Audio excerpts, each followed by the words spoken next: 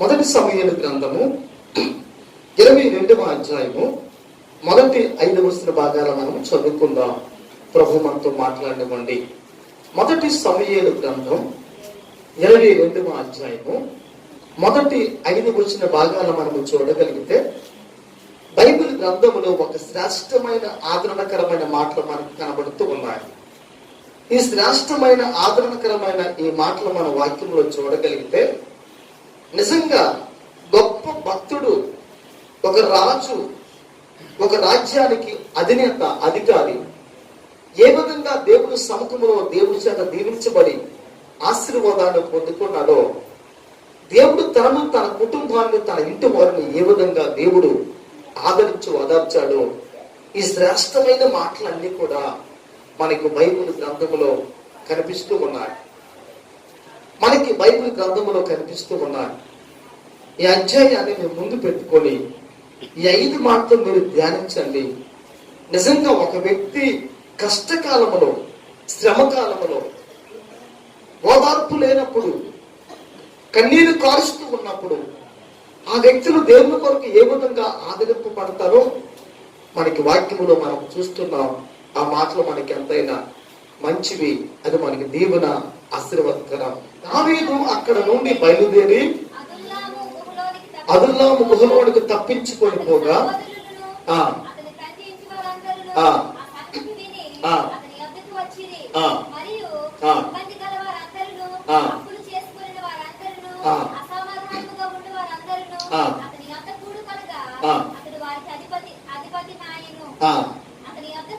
అతని యొద్దకు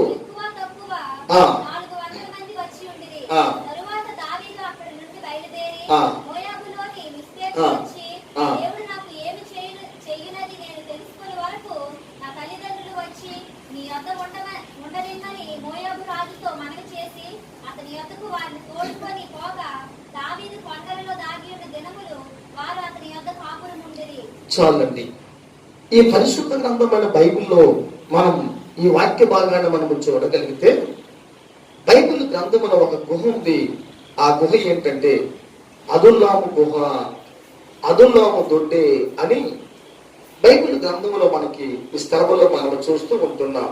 అయితే ఈ 5 వచన భాగాలలో ఉన్న సారాంశం ఏమిటంటే, సౌలు రాజు దావీదును చంపాలి అని తరుగుతూ ఉన్నాడు. సౌలును అనేక మంది ప్రజలు తక్కువగా మాట్లాడినప్పుడు, దావీదును అనేక మంది ఎక్కువగా మాట్లాడినప్పుడు, దావీదును ఘనతగా మాట్లాడినప్పుడు, దావీదును అనేక మంది ప్రజలు పొగుడుతూ ఉన్నప్పుడు, ఆ పొగడుతును చూసిన ఆ సౌలు అప్పటి నుండి విషపు చూపు అనేది ఆ దావీదు మీద నిలిపాడు. దావీదును ఆ విధంగా చూస్తూ ఉన్నాడు. అవకాశం వచ్చినప్పుడు మట్టు పెట్టాలి అని సౌలు మహారాజు చూస్తూ ఉన్నాడు. ఎందుకు సౌలుకు అటువంటి ఉద్దేశం అని మనం ఆలోచన చేసినట్లయితే, సౌలు దగ్గరికి యెహోవా యొద్ద నుంచి ఒక దురాత్మ వచ్చి సౌలులో ప్రవేశించింది. దురాత్మ సౌలులో ప్రవేశించినందువల్ల ఎంత అభిషేకించబడిన వ్యక్తి కూడా, ఎంత రాజు కూడా, దేవుని చేత ఎన్నుకోబడి ఏర్పాటు చేయబడిన ఆ వ్యక్తి కూడా చేసిన పని ఏంటంటే, దేవుని ఆత్మను ప్రక్కన పెట్టి, దేవుని ఆత్మ నుండి వైదొలిగిపోయి దురాత్మ చేత ఆ వ్యక్తి పీడించబడి అభిషేకాన్ని పొందుకున్న దావీదును చంపాలి అని చూస్తున్నాడు. అభిషేకాన్ని పొందుకున్న దావీదు మహారాజుకు హాని కలిగించాలి అని ఆ విధంగా సౌలు మహారాజు చూస్తూ ఉన్నాడు. ఎన్నోసార్లు చంపాలి అని ప్రయత్నించాడు.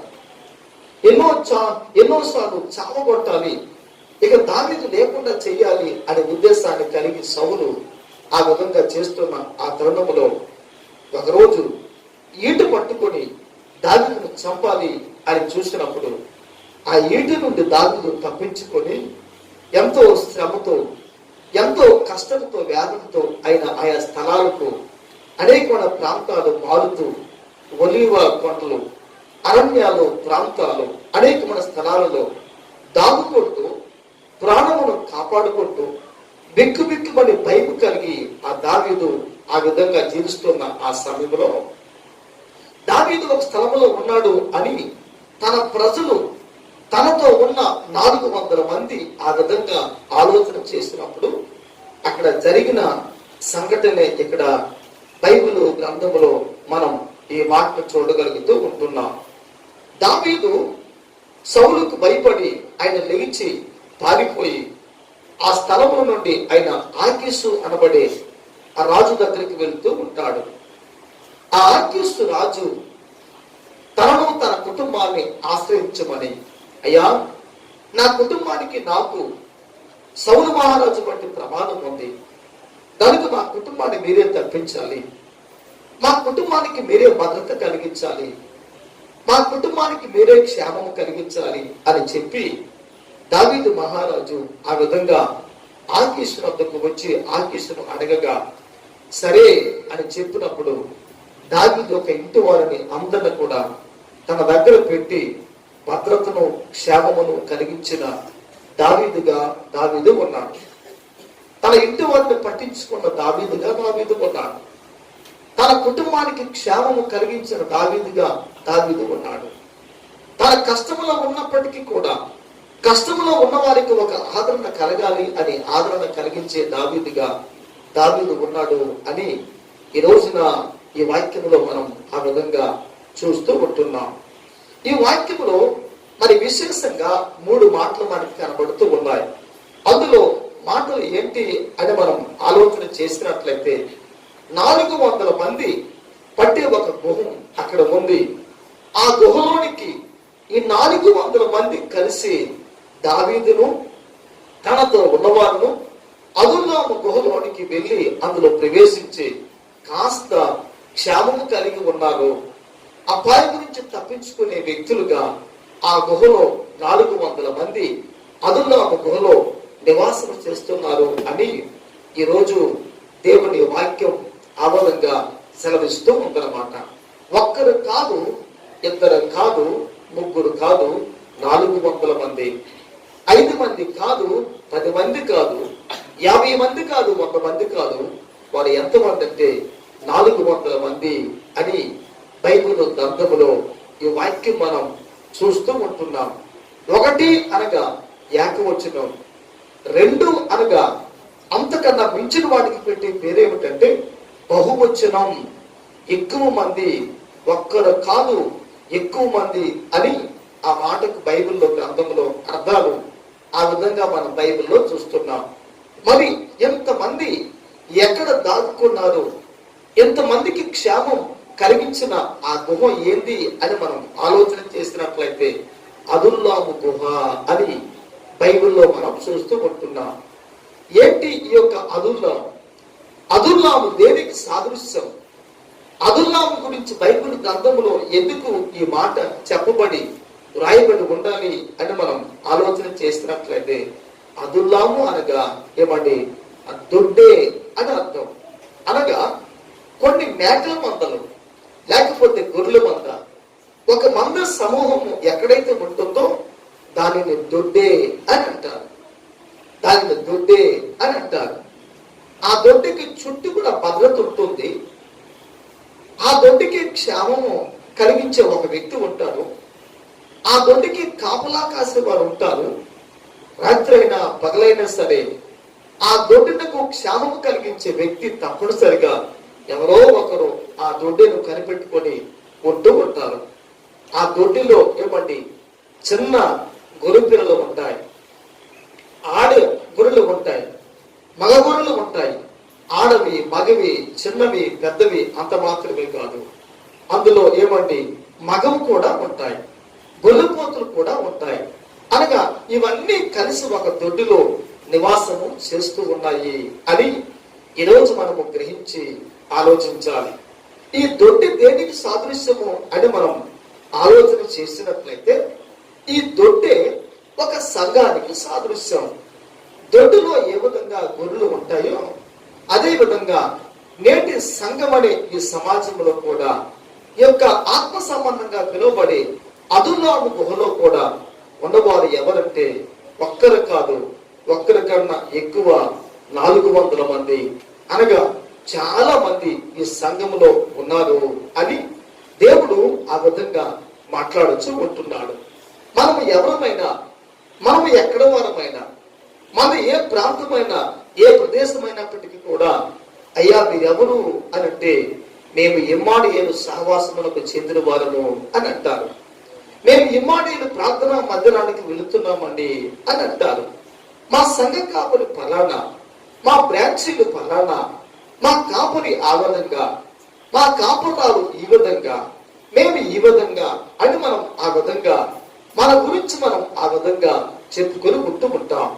అనగా అర్థం ఏంటంటే ఈ యొక్క అదుల్లాముగా పిలువబడే ఈ యొక్క సంఘంలో ఉన్న ప్రతి వ్యక్తి కూడా ఎలాగ ఉండాలి అని మనం ఆలోచన చేస్తున్నట్లయితే మందులో ఉన్నవి ఎప్పుడు కూడా కలిసిమెలిసి ఐక్యంగా ఐకమత్యంగా రాసుకుంటూ పూసుకుంటూ, ఒక గొర్రె పిల్ల కాళ్ళ కింద పడి వెళ్ళిపోతూ ఉంటుంది, ఒక గొర్రె పిల్ల ఇలా పొడుస్తూ ఉంటది, ఒక గొర్రె పిల్ల ఈ విధంగా అంటుంటది.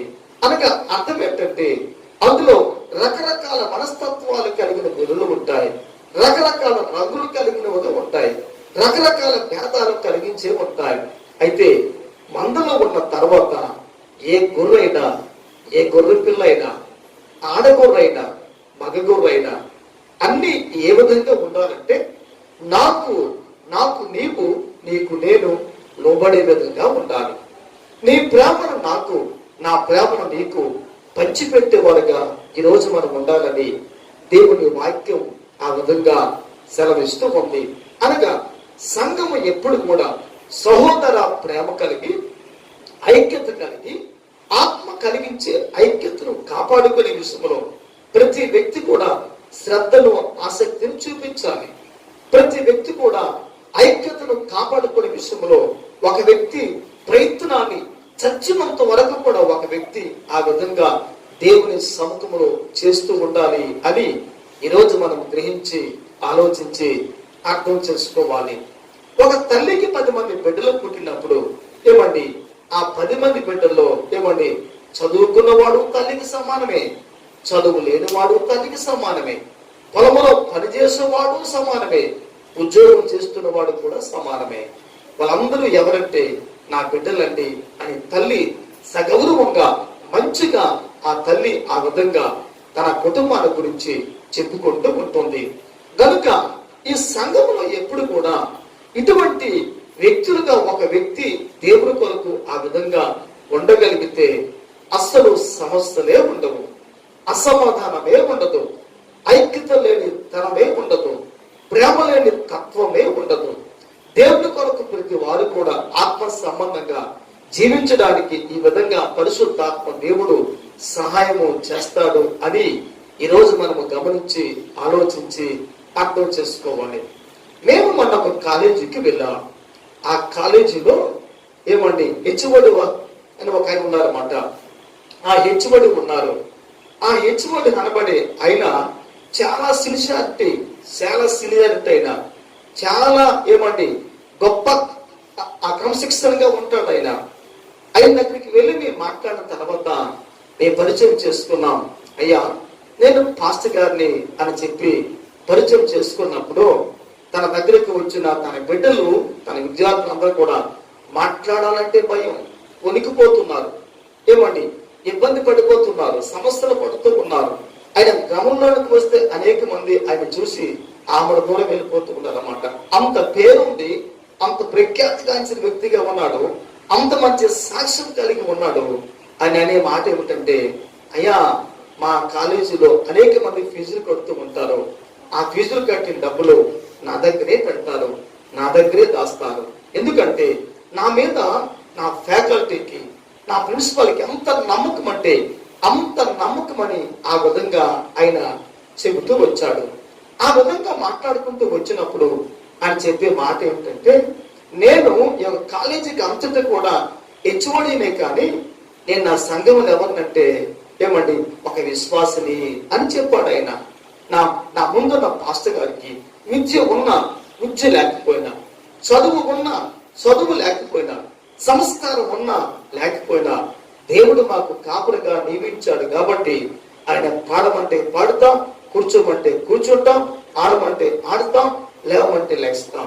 నేను ఎక్కడ నా యొక్క స్థానము పైన అనేక మందికి అధికారిగా ఉన్నాను, కానీ నా చర్చలో నా స్థానం ఎక్కడంటే వారు వేసిన ఆ బరకం మీద, ఆ చాప మీదనండి నా స్థానం. ఏమండి, మాకు 3 సర్వీసులు ఉంటాయి. మేము ఒకటి పోగొట్టుకుంటే మరొక దానికి వెళ్తూ ఉంటాం. మా పాస్టర్ గారు చెప్పిన సమయం కన్నా 10 నిమిషాల ముందుగానే వెళ్తాను నేను. ఎందుకో తెలుసండి, ఆ చర్చిలో చాలా పనులు ఉంటాయి, చాలా కార్యక్రమాలు ఉంటాయి. చాపలు వేయాలి, తుడవాలి, ఆ తర్వాత నీళ్లు పెట్టాలి. కొన్నిసార్లు కొంతమంది అనుకూలంగా ఉండరు, రారు.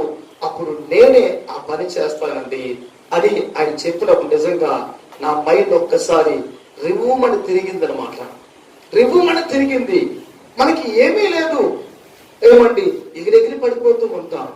మనకి ఏమున్నా లేకపోయినా ఎన్నో ప్రగల్భాలు పలుకుతూ ఉంటున్నాం. ఏమండి, మనకేమి లేకపోయినా గొప్పగా మనం మాట్లాడుతూ ఉంటున్నాం. గొప్పలు దేవుని సముఖములో నిన్ను మెప్పించవో. గొప్పలు దేవుని సముఖములో ఒక వ్యక్తికి ఆశీర్వాదము కానే కాదు. అదుల్లాము దొడ్డులో ఉన్న నిన్ను ప్రభు ఎక్కడ పెట్టాడో అక్కడ ఉండాలి. ఏ పని అప్పగించాడో ఆ పని చేయాలి. బహుశా ఎన్ని విన్నా సరే విన్నట్టుగా ఉంటాడు, తెలిసినట్టుగా ఉంటాడు. ఎందుకు తెలుసా? ఆ మంద సరిచేయబడాలంటే ఇవన్నీ కూడా ఓర్చుకోవాలి, నోర్చుకోవాలి. దేవుని స్తోత్రం కలుగును గాక. భూమి బ్రద్దలు అవ్వకుండా ఒక విత్తనం భూమిలో నాటబడదు. భూమి బ్రద్దలు కాకుండా ఒక విత్తనం నాటబడి అది మొలకెత్తి అభివృద్ధి ఆశీర్వాదాన్ని పొందదో చెందదో.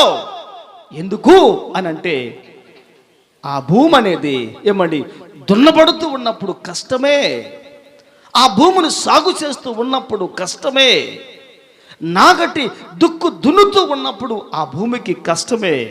అయితే ఈ యొక్క యజమాని అంటాడు, మా భూమి నువ్వు పగలకపోతే ఫలించవమ్మా, నువ్వు పగలకపోతే ఫలాన్ని ఇవ్వలేవమ్మా, నువ్వు పగలకపోతే ఏమని విత్తనాన్ని నీలో నువ్వు దాచుకోలేవు కనుక నువ్వు పగలాలి అని చెప్పి ఆ యొక్క యజమాని ఎప్పుడు కూడా భూమిని ఆ విధంగా సాగు చేస్తూ దున్నుతూ ఉంటాడు. అది ఒక మంచి అనుభవం కలిగిన కార్యము అని మనం ఈ రోజున గమనించి ఆలోచించి అర్థం చేసుకోవాలి. దావీదు తనతో ఉన్న ఈ 400 మంది కూడా ఏం చేశారంటే అదుల్లాము గుహలోనికి వెళ్ళి అక్కడ క్షేమమును, భద్రతను, నెమ్మదిని కలిగిన వ్యక్తులుగా వీరందరూ కూడా ఆ స్థలంలో ఉన్నారు అని దేవుని వాక్యం సెలవిస్తుంది.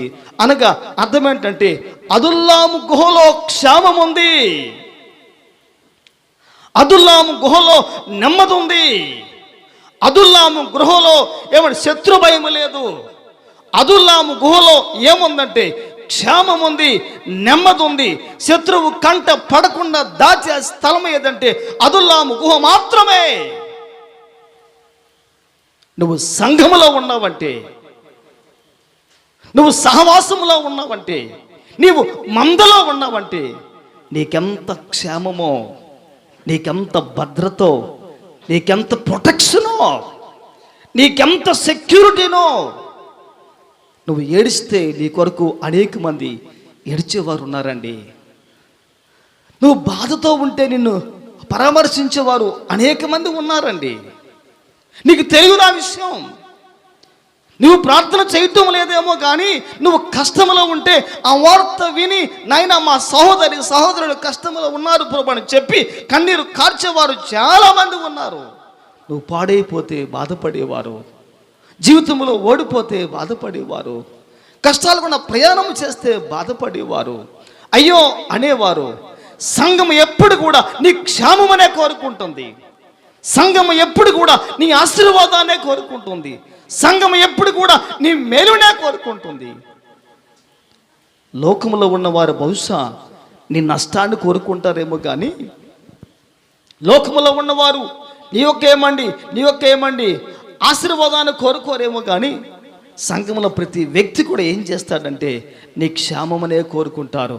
నైనా పలానా ప్రాంతంలో ఉన్న బిడ్డలు దీవించండి, వారిని దీవించండి, దీవించండి, దీవించండి, దీవించండి అనే మాట ఒక వ్యక్తి దేవుని సముఖంలో మోకరించినప్పుడు ఎందుకు ప్రార్థన చేస్తాడంటే మనస్సు నిండితే గాని ఆశీర్వాదం అనే మాట నోట బయట రాదు. మనసు నింపబడితే గాని దీవెన అనే మాట నోట నుండి రాదు. భారము కలిగి ఉంటే గాని కళ్ళల్లో కన్నీరు రాదు. ఎవరండి ఏడుస్తారు మీ బిడ్డల కొరకు, మీ కొరకు? ఎవరండి కన్నీరు కారుస్తారు మీ కొరకు, మీ బిడ్డల కొరకు? ఎవరండి ఏడుస్తారు మీ ఉద్యోగాల కొరకు, వ్యాపారాల కొరకు, కార్యాల కొరకు, కార్యక్రమాల కొరకు, కథల కొరకు, బిడ్డల కొరకు, మీరు చేస్తున్న ప్రతి పని కొరకు దీవించండి దీవించండి అని చెప్పిన వారు ఎవరంటే అదుల్లాము గుహలో ఉన్న సంఘ సభ్యులు మాత్రమే ఈ పని చేయగలరు. హల్లెలూయా, హల్లెలూయా. అందుకనే ఒక వ్యక్తి ఎప్పుడు కూడా సంఘాన్ని గురించి తక్కువగా మాట్లాడకూడదు, సంఘాన్ని తక్కువ చేసి మాట్లాడకూడదు, సంఘ సభ్యుల్ని తక్కువ చేసి మాట్లాడకూడదు, సేవకుని తక్కువ చేసి మాట్లాడకూడదు, ఆ సంఘపు కార్యక్రమం ఎప్పుడు తక్కువ చేసి మాట్లాడకూడదు. సంఘ కార్యమైన కార్యక్రమాలని ఏమైనా సరే ఒక వ్యక్తి ఎప్పుడు కూడా ఉన్నతంగా చూస్తూ ఆలోచిస్తూ ఆశీర్వాదకరంగా అద్భుతంగా అతీతంగా మాట్లాడగలగాలి ఒక సంఘం గురించి. ఇది ఒక పద్ధతి, ఇది ఒక విధానం. ఈ విధానములో మన జీవితాల దేవుని కొరకు ఆత్మ సంబంధంగా ప్రయాణం చేస్తూ ఉంటే నిజంగా మన జీవితాలను చూస్తున్న ఆ ప్రభు చాలా సంతోషించి ఆనందిస్తాడు. ఆయన దేవుని స్తోత్రం కలుగును గాక. రెండో మాట ఏముందంటే అతని సహోదరులను అతని తండ్రి ఇంటి వారును అతని యొద్దకు వచ్చిరి. రెండవ వచనంలో ఈ మాట మనం చూస్తున్నాం. దావీదు యొక్క సహోదరులను అతని ఇంటి వారును దావీదు నొద్దకు వచ్చిరి అని ఈ వాక్యం మనం బైబిల్ గ్రంథంలో ఆ మాట మనం చూస్తున్నాం. అనగా దావీదు ఒక ఇల్లు ఉంది, దావీదు యొక్క సంతానం ఉంది, దావీదుని కనిపెట్టుకునే వ్యక్తులు కొంతమంది ఉన్నారు, ఆధారపడే వ్యక్తులు కొంతమంది ఉన్నారు. అయితే వాక్యం అంటున్న మాట ఏమిటంటే అతని ఇంటిలో ఉన్న సహోదరులు అందరూ కూడా ఏం చేశారంటే దావీదు దగ్గరికి వచ్చేసారు కష్టకాలంలో. దేవునికి స్తోత్రం కలుగును గాక, దేవునికి స్తోత్రం కలుగును గాక. లోకములో ఒక సామెత ఉంది, అది వాస్తవమో కాదో నాకు తెలియదు కానీ ఒక వ్యక్తి చెడు స్నేహితులు ఎంట చేరాలంట. ఎక్కడ చేరాలి? తన స్నేహితులు ఇంటిలో ఉండాలి, ఇంటిలో చేరాలి. అయితే ఈరోజు దావీదు యొక్క ఇంటి వాడు చేస్తున్న పని ఏమిటంటే వాడు చెడిపోయినప్పుడు దావీదు ఇంటికి ఎందుకు వచ్చారంటే దావీదు స్నేహితుని కన్నా గొప్పవాడు కనుక దావీదు దగ్గరికి వచ్చారు. దేవుని స్తోత్రం కలుగును గాక. స్నేహితుని కన్నా పెద్ద మనసు కలిగిన వాడు కనుక దావీదు దగ్గరికి అందరూ వచ్చారు. గొప్ప మనసు కలిగిన వాడు దావీదు, ఉన్నతమైన విలువలు కలిగిన వాడు దావీదు, ఆత్మీయుడు దావీదు, ఆత్మ సంబంధి దావీదు, అభిషేకం పొందినవాడు దావీదు.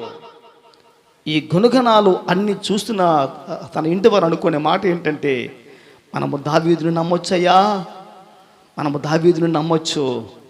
దావీదు తన ప్రాణము కన్నా మన ప్రాణముకి విలువిచ్చేవాడు కనుక, దావీదు మనకి క్షేమము కలిగించేవాడు కనుక, మన కొరకు ప్రాణము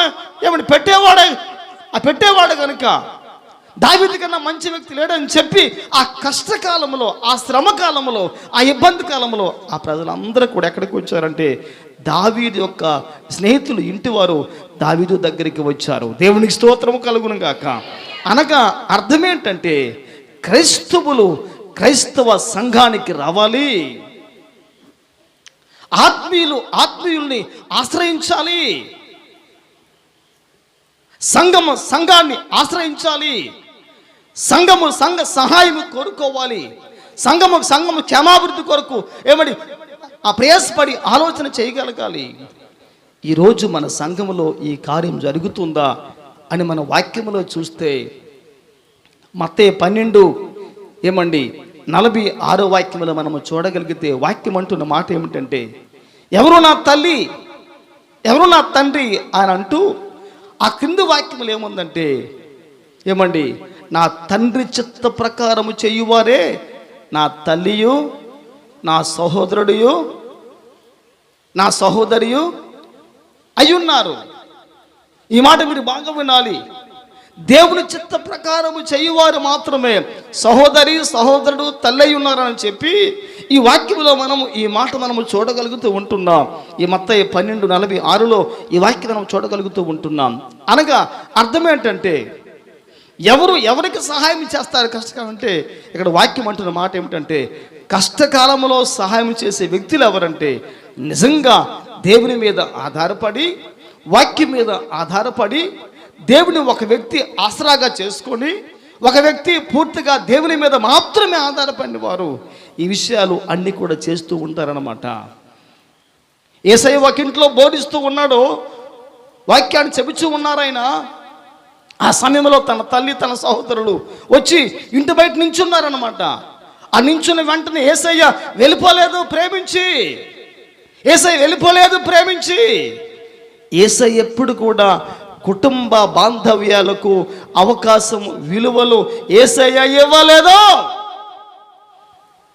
ఇవ్వలేదైనా.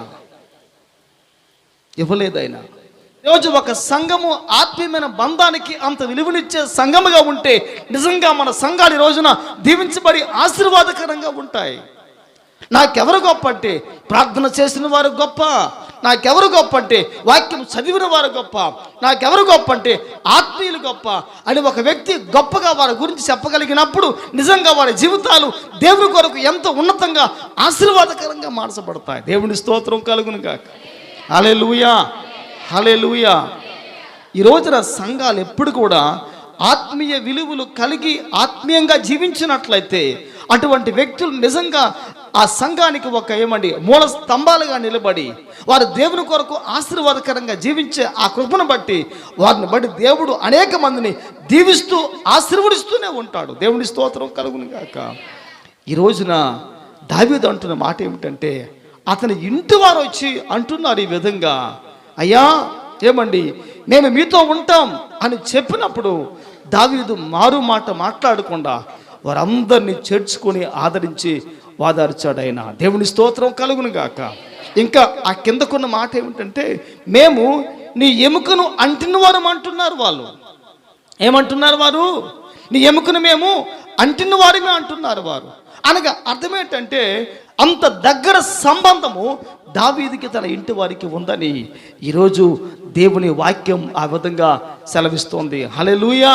హవ్వమ్మ ఎవరంటే ఆదాము యొక్క శరీరములో, రక్తములో, ప్రాణములో మిళితమైపోయిన శరీరము, ప్రాణము, ఆత్మ కలిగిన ఆదాముకి ఎంత సంబంధం ఉందంటే చాలా దగ్గర సంబంధం ఆదాముకు హవ్వకు ఈరోజు ఉంది. దేవుని స్తోత్రం కలుగును గాక. ఇటువంటి సంబంధం ఎవరికి ఉందంటే దావీదు యొక్క ఇంటి వారికి దావీదుకు ఉంది. అనగా ఒక వ్యక్తిలో దేవుని కొరకు ఈరోజు ఒక వ్యక్తి దేవుని కొరకు ఇటువంటి సంబంధాన్ని కలిగి ఉండాలి. మనము దేవుణ్ణి అంటుకొని ఉండాలి, ఆనుకొని ఉండాలి, వెంబడించి ఉండాలి, వెన్నంటి ఉండాలి, ఆయనతో మనం కలిసిమెలిసి ఉండాలి. ఈరోజు సంఘం దేవునితో ఇటువంటి మంచి సన్నిహితమైన సంబంధాన్ని కలిగి ఉంటే ఎంత అద్భుతమో, ఎంత ఆశ్చర్యమో, ఎంత దీవెనో, ఎంత క్షేమమో, ఎంత నెమ్మదో, చాలా చాలా ఆశీర్వాదకరంగా ఉంటాయి. దేవుని స్తోత్రం కలుగును గాక. ఇక్కడ ఏముందంటే ఆత్మీయమైన వాతావరణం ఉంది, సహవాసం ఉంది, దేవుని సన్నిధి ఉంది. ఇందులోని ఉన్నట్లయితే నిజంగా మనము లోకములో అన్నీ మర్చిపోతూ ఉంటాం, అన్నీ మనము మర్చిపోతూ ఉంటాం. ఒక మాట చెప్తాను, నీ సమస్యలు మరిపించేది దేవుని సన్నిధి. దేవుని స్తోత్రం. నేను ఆనందింప చేసేది దేవుని సన్నిధి, నీకు ఉల్లాసం ఇచ్చే దేవుని సన్నిధి, నీకు బలం ఇచ్చే దేవుని సన్నిధి. ఆయన సన్నిధిలో ఏముందంటే ఈ విడుదలంతా ఉన్నాయి, అన్నీ ఉన్నాయి. ఇవన్నీ కూడా నువ్వు దేవుని ద్వారా పొందుకు నిజంగా మన జీవితాలను దేవుడు అనేక మందికి ఆశీర్వాదకరంగా చేస్తాడు.